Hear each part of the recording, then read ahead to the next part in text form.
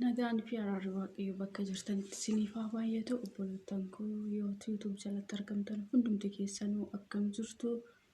Ani obboleettiin keessaan nagaa guutuu irraa afaan qaba. Isin akkamnaa jirtu? Walumatti bultiin turtii maal fakkaata? Ana bira wanti hundumtuu nagaadha isiniin jedha obboloota koo. Har'a wanta tokko irraa hin dubbachuu dhufe wanti nu hundumti keenya iyyuu miidiyaa banannee fi wanta irraa dubbatamuu qabu irraa dubbannee wanta gaarii wanta yaraa ta'e fannee wanta gaarii ta'e mojjannee bira darbuudhaaf wal barsiisuudhaaf fi dogongora keenya hundumaa immoo wal deebisuudhaaf isiniin jedha. Har'as wanta na aarsii jira. Maalinni inni soo jettan aayyoo keenya haadha keenya haati jechuun eenyummaa ofiiti. Haadha jechuun kafana ofiiti. Namni haadha qabu haadha namaati irratti akkasitti garaa hin jabaatu. Namni haadha qabu haadha namaa akkasi hin godhu isiniin jedha. Ani baay'ee tokko na turfaate baay'ee tokko na aarsee jira. Ana wallaggaati irratti aayyoo keenya irratti kan ta'edha. Innis maal seetan haadha kana jechuudha waraabessa yaabbattee argine gara bariitii irratti jedhanii namoota itti iyyanii namoota itti yaasanii itti marsanii dhakaa itti uraniiti akkasiin cabduu fi akkasiin saalfattu akkasiin namatti deebitee akka namaa hin taane kan isaan godhan jechuudha.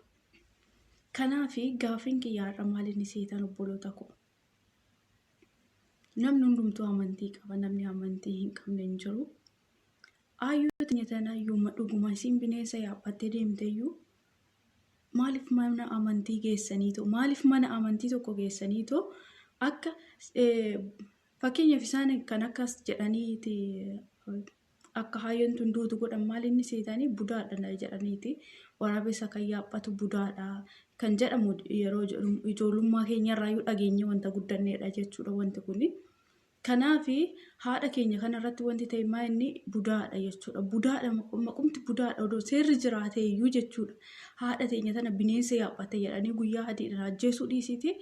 Seerumti budaadha jedhamtu kun budaadha yoo namni siin jedha osoo seerri jiraatee itti gaafatamaa hin hidhamu jechuudha. Seeratti gaafachiisaadha seera cimaadha. Nama tokkoon budaadha jechuun yakka jechuudha. Ajjeesuu dhiisati nama tokkoon ati budaadha jechuun yakka jechuudha.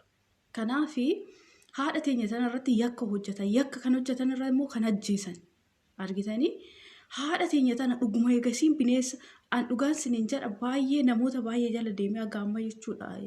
Odeeffannoos fudhachaan ture barreeffama namoonni achitti hin jirre jedhanii laxafanillee dubbisaan ture jechuudha. Bineensi iyyuu jechuudha biraa deemuu didee giddiidhaan biraa hariine erga biraa deemuu didee bineensi sun eessa dhaqee maaliif suuraa tokko erga aayyoo keenya kanatti marsaniitoo namoonni kun jechuudha tumaatoo suuraa kaasanii itti iyyaniitoo daa'imni uleetti fudhattee guddaan qarratsaatoo gadhiisu kana. Egaa dhuguma bineensi sun biraa deemuu didee dhugaa barreeffama sana yoo barbaadan isiniif laxafa.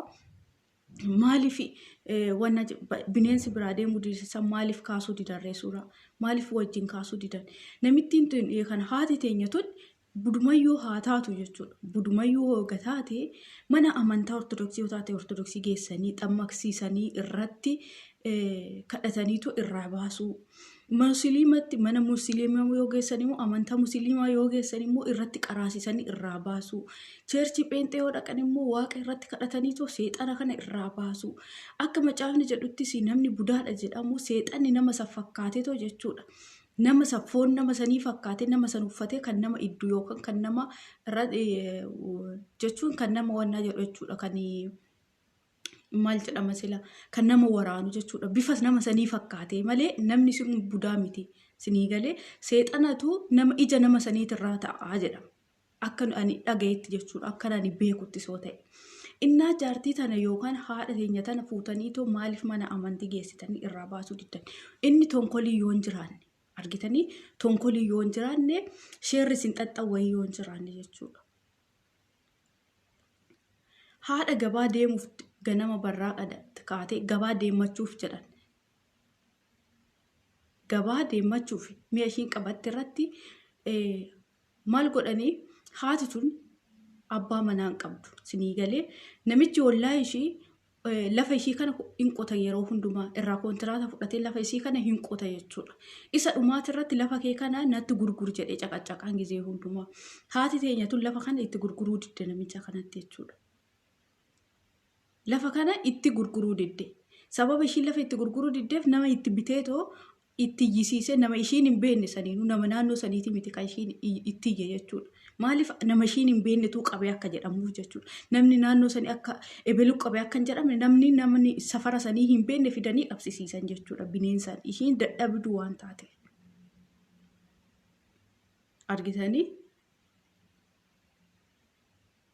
Ishiin dadhabduu waan taateef jechuudha.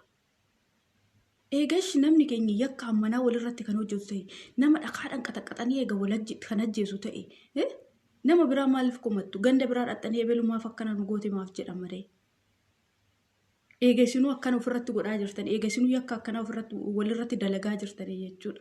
Lafaaf jettanii haadha teenya tana haadha ajjeestan jechuudha. Ija namaa baachuu dadhabdeeti achitti battalumatti hin duune jaartiin tun beeta kiristaanii seente jaartiin tun.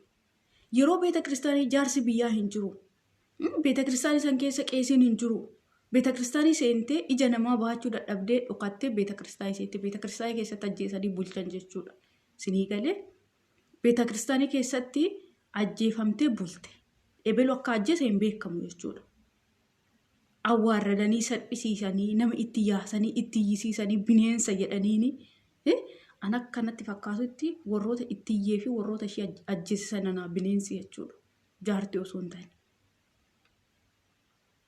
Osoo iyyuu budaa iyyuu taate eenyuti si uume budaa godhe rabbiimi. Nam keenya nu hunduma keenya iyyuu kan mee harka ishiitiin budaa ofirra keessee jirti jaartiin tun osoo budaa iyyuu taate jechuudha. Osoo nama iyyuu kan nyaattu ofii of uumtee jirti. Hundumti keenya ofii nu uumne kan nu uume eenyuun rabbi. Uumaa rabbii keessa seennee nama awwaarradu nama salphisu namni ka'ee akka hin deemne namarra deemuun humna qaba jedhanii yookaan qarshiin qaba yookaan nama qaba jedhanii namoota nama hin qabne irratti namoota humna hin qabne irratti namoota qarshii hin qabne irratti namoota ija hin qabne irratti namoota naafa ta'an irratti namoota qaama hir'uu ta'an irratti yakka hojjechuun nama walitti buutanis rabbii walitti buutanii jirtu jechuudha.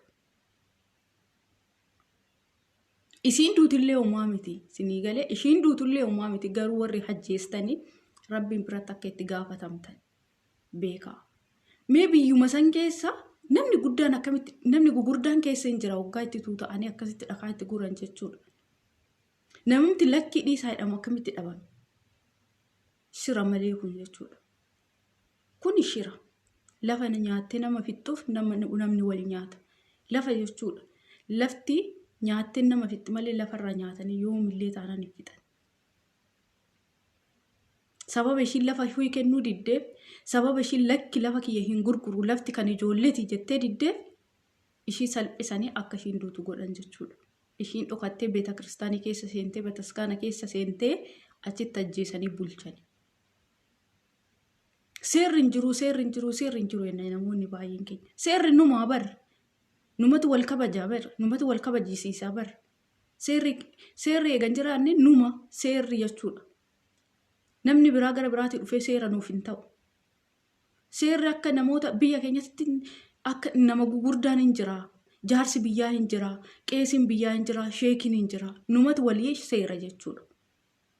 Sinii galee numatu walii seera. Kun dhugaa gocha suukaneessaa. Ana baay'ee na ajaa'iba namni keenya. Dhugaa baay'ee tokko jechuudha. Nama biraa dhaxxanii hin kumatina. Ni yoo maal walirratti dalagaa jirra laata jedha. Yoo ofii keenya walii tolle ganda dhadhee kumanna. Sinii galeemi. Iyyeessa irratti eega duultan iyyeessi biyya keenya keessa jiraachuu hin danda'u. Iyyeessi bara odoo beektanii kan waaqatii bara. Iyyeessi kan waaqatii bara. Namni iyyeessatti bu'e nama waaqa walitti bu'e odoo beektanii. Qabeenyi fixeessa ganamaati hin badaa beektanii. Namni qabeenya ofii da'oo godhataniitu qabeenya hin qaba oomtu nan tuqu. Yeroo ammaa biyya keenya keessa kan jiraatu nama humna qabu, nama qabuu fi nama qabeenya qabu duwwaadha. Kan isa jalaallee waa dhagahamu, kan isa jalaallee ashuu jedhamee harki cabaccabamu jechuudha.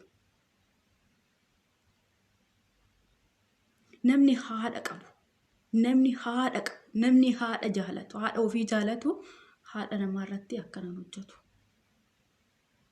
Dhugaan isiniin jedha, namni haadha qabu, namni haadha ofii jaalatu haadha namaatirratti akkanan hojjetu jechuudha.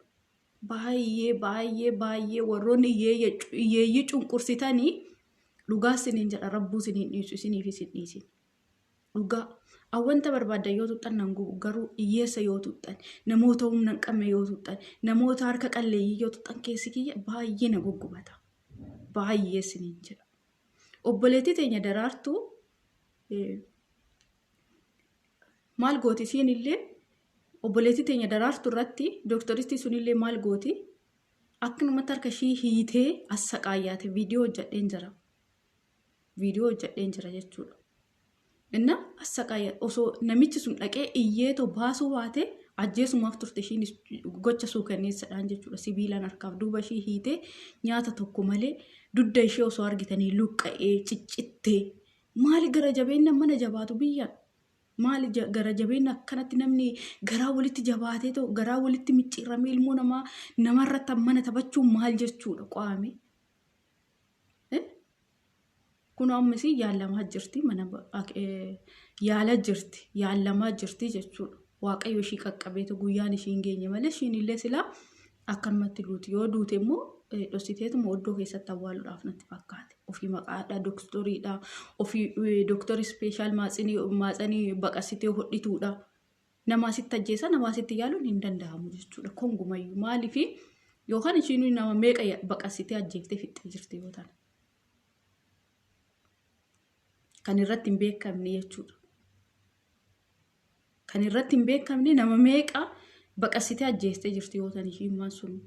Kan nama mana ofiititti akkanatti hiitee sibiilan hiitee assaqaayyaatu an dhugaa isiniin jedha, nama biraa hin maarteedheef hin eegu.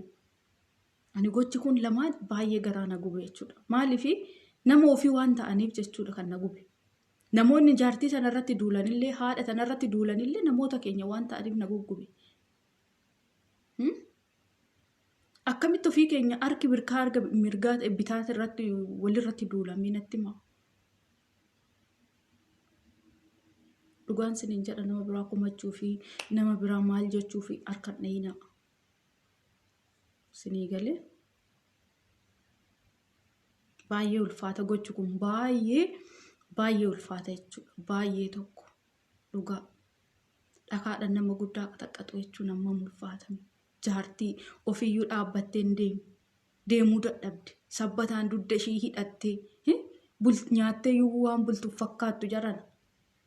Qooqa ishii walitti laxxaftee akkatti hidhattee argitanii jirtu, suuraa irratti ta'ee, viidiyoo irratti ta'ee.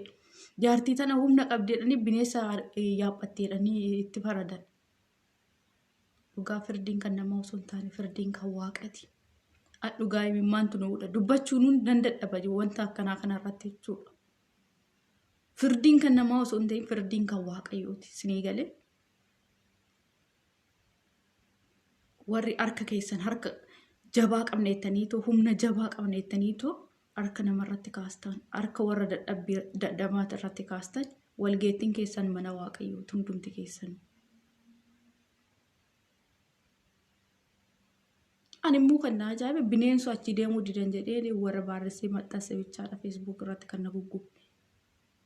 Bineensa achi deemuu dide sun jecha dhaqe suura irratti kaasuu dadhabe. Nama keenyatu immoo bineensi biraa deemuu dideetu suura irratti waliin kaasee maxxansuu dida.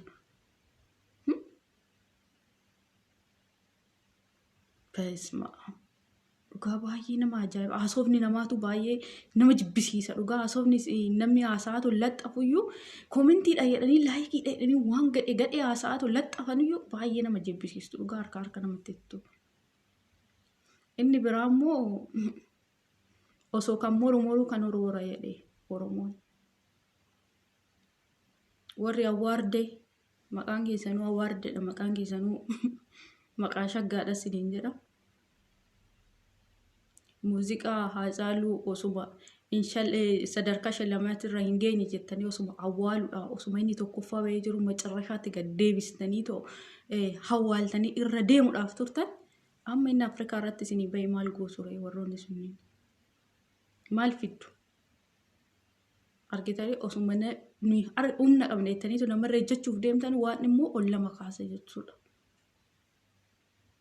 Isin sadarkaa Itoophiyaa keessaa irratti gadi qabdaniitu sagalee uummanni kenneef ukkaamsitanii irra deemtanii warroonni awwaarda jedhamtan sunniin jechuudha.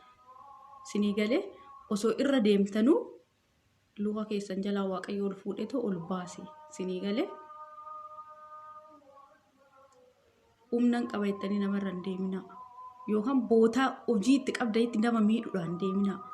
Bootaa aangoo qabdanitti nama cunqursuudhaan deeminaa. Aangoo rabbi isinii kenne itti fayyadamaa. Yaadni kiyyaarra qabu isuma kana dhugaa waan keessi kiyya nama bahee fi haadha teenya irratti wanti raawwatame waan nama jibbisiisu harka waan namatti jedhu waan ta'eefan anis irraa dubbachuudhaan dhufe dhugaa waaqayyo isiniif haa dhiisu wanta tokko wanti hin jedhu hin jiru.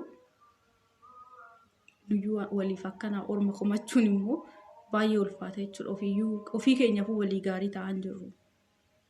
Kanaaf warroonni yuutuubii kiyya jalatti argamtan laayikii, sabiskiraaybii, sheerii naaf godhaan na jajjabeessaa. Yaada qabdan immoo koomentii jalatti naa kennaa. Yoo nan dogoggore immoo irraa gorsaa na deebisaa.